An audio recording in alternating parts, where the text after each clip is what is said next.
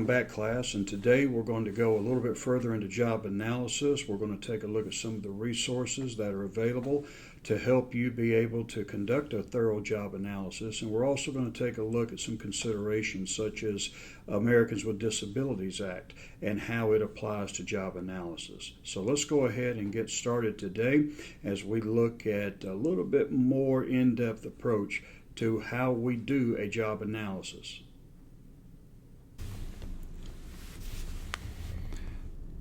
Well, welcome back, everyone. Today we're going to finish out Chapter 4, Workforce, Jobs, and Job Analysis, by taking a more in-depth look at job analysis itself. Now, Figure 410 talks about the stages in the job analysis process. And this is just a blueprint, an overview. You can modify it, change it as your organization sees fit. And one thing to remember also, this is not just a business model. You can use this in ministry as well. Everyone needs to know what their responsibilities are in an organization.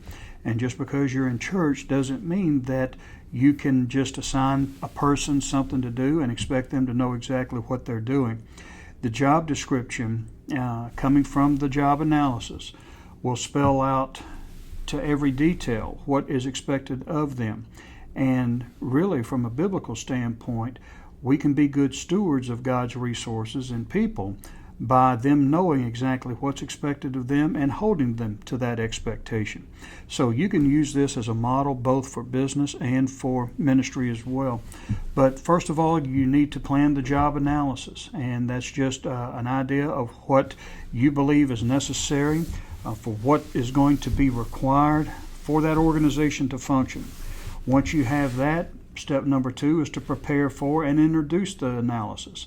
And this is where you identify the jobs and the methodology of going about studying what's required and the responsibilities and tasks and so forth involved in that work arrangement. Review existing job documentation, and we're going to take a look at some resources that you can use to be able to help gather some of that up. Communicate the process to managers' employees. Keep them involved and engaged in it because you're going to be interviewing both. And there are some concerns that you have to be aware of when you're talking to managers' employees about the job analysis. Then step number 3, conduct the job analysis. And here's where you gather job data and you review and compile the data. Now, we're going to, again, take a look at some resources that you can use to help you gather and collect data, but this would be the third step in the process. And then number 4, develop from all that you found, develop the job descriptions and job specifications. Now, this is where, from a legal standpoint, you need to be very careful, because what you articulate, what you write down, and what the organization adopts is what's going to be the standard. And if it's inaccurate and you take adverse action against an employee, that employee can turn around and use that inaccurate or incomplete or outdated job description against you. So you might be very cautious, and you might want to be very cautious in this area. And then once you've finished all of that, step 5 is just to maintain it. And that's making a periodic review of all the jobs and making sure you're up to date on everything. Some jobs evolve, some are antiquated and no longer needed, some are modified and so forth, and so you need to be able to go back periodically and review all the jobs to make sure your job descriptions and jobs in that organization are up to date. Now, we talked about a while ago collecting data. Now, there are several ways that you can collect data. First of all, you can observe. Now, observation is probably one of the primary means of collecting data. This is where you are watching the people yourself. There's no room for speculation. You're not hearing testimonies from other people. You're seeing it for yourself. And you may watch them work. You may get a work sampling of what's being done in a particular position to be able to understand the nature of that job. You can do employee diary and logs. They can keep a log of what they do and so forth, and you can use that. Interviewing is another means of collecting data, and that's where you sit down and you talk to the person individually. And you can also talk to managers and you can talk to peers to make sure you get a fairly well-rounded approach to that job. Then questionnaires. You have a job analysis questionnaire and then managerial job analysis questionnaire. There are all types of questionnaires that you can use to kind of pinpoint the essential functions of that job. Now, Figure 411 just talks about the areas that you might want to cover in the questionnaire itself. Again, this is just a sample and a guide. It's not a law. You don't have to follow all of these, but this can kind of give you an idea of the questions you want to ask. For instance, what are your regular duties here? What do you do that's essential? What is it that allows you to be able to function effectively? What processes, what skills and tasks are necessary? And what kind of special duties do you have to perform? Maybe not every day, but less frequently and so forth. And then you can go on to contact with other people. Does your job require that you work with other people within that organization or external contacts, which would be third party outside the organization, such as vendors and suppliers and so forth? So those would be some questions. Supervision given to others, supervision received from others. Do you pretty much run the show? Do you tell other people, or are you told what to do? The physical demands of the job. I was working, or not working, but I was being interviewed for a job, and I believe I mentioned this the other day, for a railroad company who wanted me to go into their executive training program. Well, one of the physical demands for that job was that I had to lift 75 pounds with my legs 10 times, and I had to be able to lift a certain amount of weight to be able to work in that program. And I asked the question, why? If I'm an executive, why in the world would I need to be able to be that physically fit or have that strength? And they told me that a lot of times the executives, if a train is disabled somewhere in a remote area, I could be flown out there and I might have to assist the conductor in repairing that train. I never would consider myself mechanically inclined, but if push came to shove and I had to go, I had to be physically able to meet the demands of that job. Firefighters have to be able to climb that fire ladder with a hose, I believe, and that requires a lot of physical requirements and so forth. So what are the physical dimensions? Decisions made, records and reports prepared, material and equipment used, finance and budget responsibilities. All of these things incorporate this one area, decisions made. And then job holder characteristics. And this is where we get again to what I said earlier, KSAOs.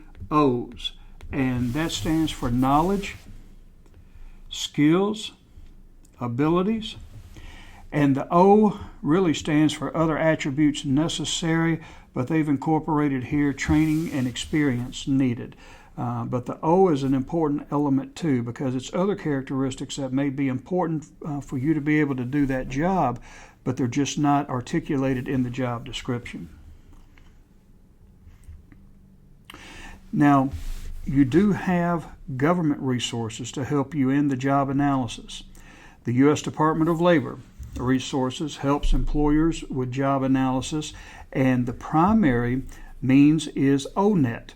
Now, ONET is a website that you can go to. I think it's www.onet.gov, but if you type in the word ONET in Google, you can come up to it. It's a Dictionary of Occupational Titles. That's another word for it, but this is a database, And as you see here, it has 800 plus occupations, and is classified by industry and includes the task statements of importance, relevance and frequencies, abilities, training, work experiences, education, interests, work values, work styles, and job zones. Now, I want you to go on today, and I want you to go to ONET, and I want you to look up just any old job. You might want to look up preacher or minister or clergy. That's probably where it would be classified under. And just take a look at some of the jobs out there and how detailed they make these job descriptions. So in doing a job analysis, you don't have to go from scratch a lot of times. A lot of times all you have to do is just use these types of resources, and you can pretty much write the job description without any effort at all. One of the things that I used to do when I was in the military was recruit, and I used to write resumes for people wanting to come into the military, and I used ONET extensively. And just a little tip for you, if you're looking for a job and you want to fill out a resume, don't try to embellish with your own words. Go to ONET, look up the job that you have performed before or the jobs that you have performed before. Look at the job description on that and then copy that onto your resume. This is what employers are looking for. Employers don't have a lot of time to read much other than just what is the essential functions that you have experience with. And ONET will get down to the nuts and bolts of it. It doesn't embellish at all. It just tells you exactly. If you're a baker, it just goes into the duties that a baker does. And you can amend that or you can modify that to fit your resume, and you'll have a much more impressive resume than you would if you just tried to write it using your own rhetoric and expressions and so forth. Now, the behavioral aspects of job analysis. You have the current incumbent emphasis, which focuses on core duties and necessary knowledge, skills, and abilities. Of course, that's what we looked at a while ago, the KSAOs. Now, you also have inflation of jobs and job titles. Now, here's where you have to be careful when you're doing interviews. Now, when you interview a person and you're trying to find out their essential functions, there may be some apprehension on that person's part. They may think you're trying to demote them, or whether maybe they're thinking that you're trying to justify their job. So they may try to inflate their job. Oh, I'm the most important person here. You can't get rid of me, or you've got to promote me, or you have to give me a raise. And they may inflate their title, they may inflate their job, just so that they can seem more valuable to the company. Not that they're not all valuable, but they may try to present themselves as being more valuable than everybody else in that organization. So you have to be aware that they may try to inflate their job description and job title just to be able to protect their job, or whether or not they can just provide themselves as a more valuable person to that organization. And then you have employee and managerial concerns. Employee fears that job descriptions will lock them in. They may be used to doing a job a certain way, and it may be within or outside the realm of that job description that you're developing. So you may come in and, for lack of a better word, cramp their style. So there may be concerns on the employee's part. Then you have the job incumbent influence. And the book talks about a lady who was promoted to call center supervisor. Well, she continued to call just like a regular call center worker. So you have to make sure that you really can separate what the job is and what they're doing. So a person who has been in that job for a long time may have his or her own way of doing things, and that influence may have an effect on other people or what they're doing right now. But you can't let that dissuade you. You have to take a look at the job itself and the essential functions. And then you have managerial straitjacket, and what that means is that management may feel that they're not able to move around with the people to be able to do different jobs. increase the scope of their job. And you might have heard from fellow employees, I used to hear it a lot of times, that's not in my job description. So a lot of times the attitude is the job description can limit and straitjacket a person, especially when you're working with unions. Unions want to stick to the letter of the law. They're like the Pharisees in employment. They want to stick to the letter of the law and not bend or not go outside those parameters at all. So job descriptions, especially when you're dealing with unions, are important because what you write down, that's exactly what the union is going to hold to, and you really can't expect them to do anything more than just what you have written in that job description. Now, the legal aspects of job analysis, you have the Americans with Disabilities Act that you have to really be careful with, and the employers must identify essential job functions and not just marginal functions, and we'll talk about that here in just a minute in the next slide. But you also have job analysis and wage hour regulations, and this falls under the Fair Labor Standards Act, the FLSA.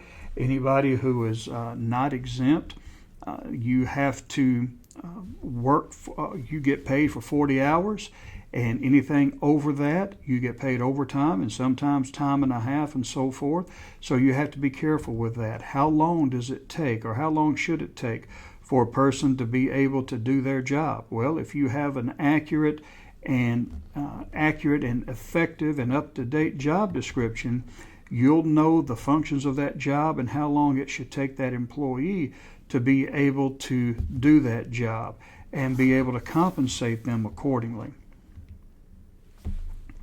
Now, when it comes to the Americans with Disabilities Act, again, you have to look at what is essential for that job and what is peripheral, or in other words, what is marginal.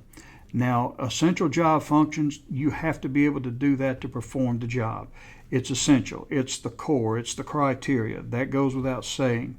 But what about marginal job functions? Marginal job functions, you do it, but they're incidental or ancillary to the purpose and nature of the job. And your textbook talks about how a nurse, if a nurse is going to be able to do his or her job, they should be able to render medical care. But they also probably need to have good hearing to be able to hear patients maybe cry out, or to hear if someone falls and they crash into something.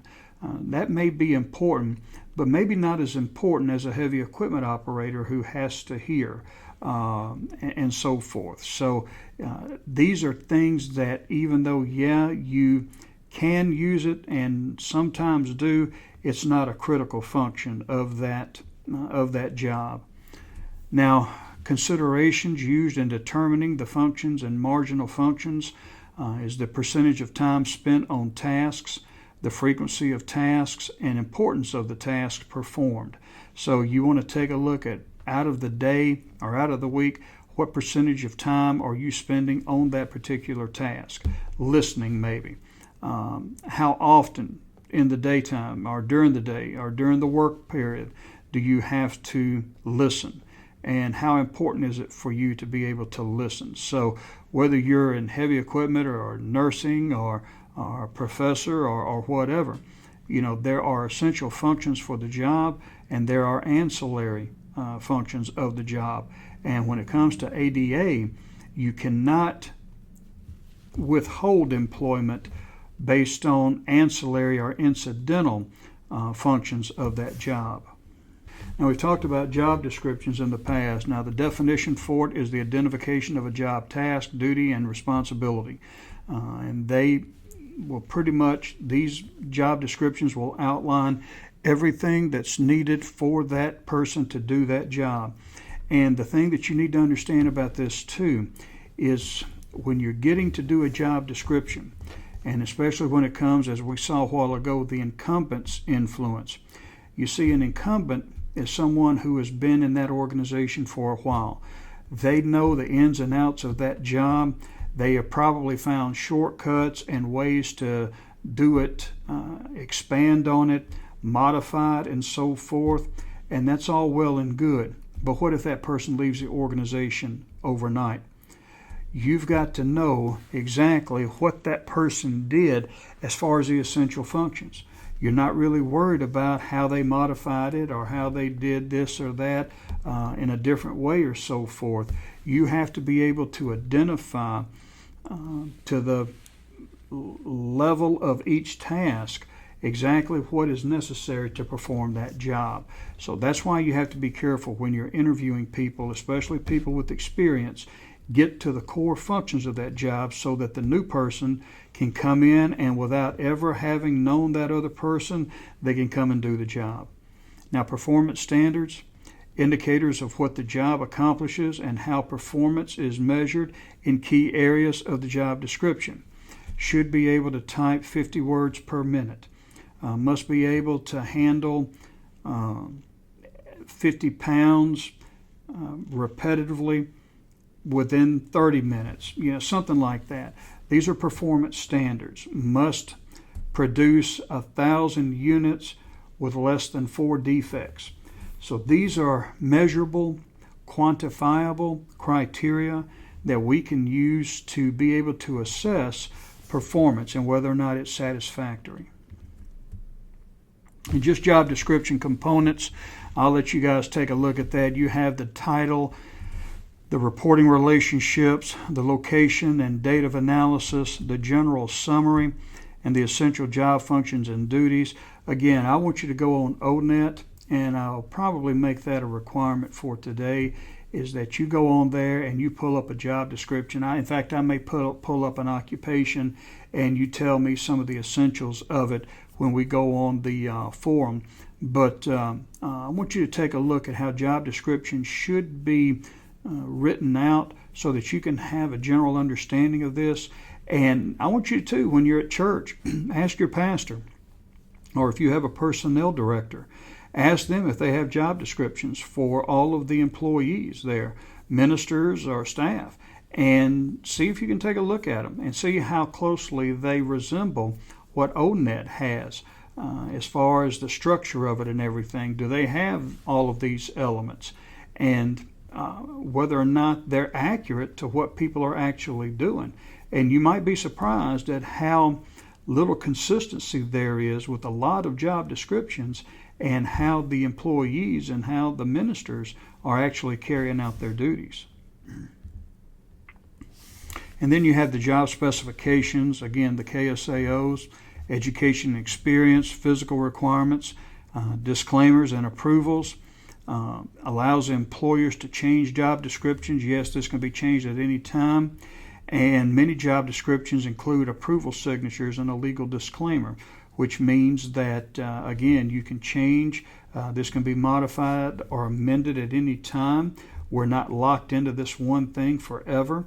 That allows you to be able to adjust the job description as the demands of the environment change, and the employee can't come back and say, well, you changed this and you can't do that. Well, yes, we can if we have made it a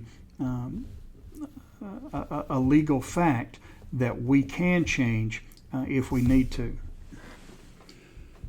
Well, today we took a look at job analysis, and we took a look at a particular resource that I want you to remember and keep in mind, and that's ONET. ONET has been a valuable resource for me over the years, whether I'm recruiting, whether I'm writing resumes, or whether I'm trying to design a job itself. ONET can help you, and there are other resources out there as well. The best thing to do if you're going to go into this type of work is to do your research, stay on top of the trends and the things that are emerging as we change continually the nature of work and the job itself. One of the things that I want to encourage you to do, and I believe we mentioned this at the very beginning, is to join the Society for Human Resource Management, which is SHRM. You can go to shrm.org and you can look at all the information necessary to be able to join that group. But it is probably one of the premier HR groups out there, and it can help you tremendously, not just with all the aspects of HR generally, but it can also help you with these concepts called work analysis and job design and job descriptions specifically.